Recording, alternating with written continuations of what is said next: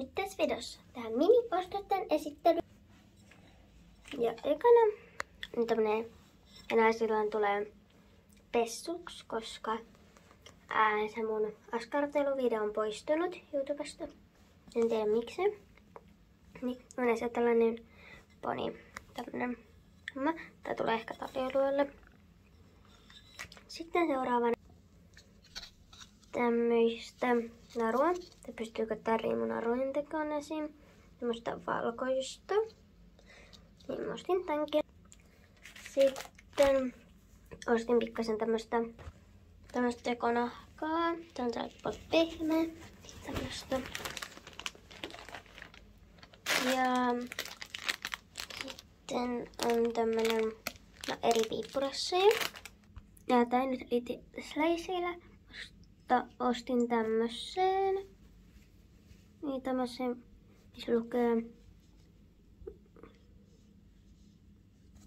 London. Ja kaikki eri kuvia. Ja sitten tän mä maalaan. Tän siis tällainen pani. Maalaan. Ja voitte laittaa kommenteissa viestiä, että minkälaiseksi mä maalaan sen. Tää tukka vaikka ruskeaksi. Sitten muut mustaksi jotakin. Niin voitte ehdotella. Ja mä kerron nyt hinnat. Tää maksoi siis euron. Ja tää oli alennuksessa. Sitten tääkin maksoi euron. Tää lanka. Tää siis, niin kuin näette kuinka pitkä tää on. Ja mä oon käyttänyt tästä ehkä pikkasen.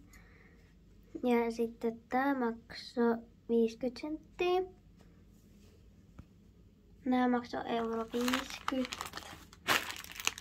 Ja nää maksoi euron. Heippa!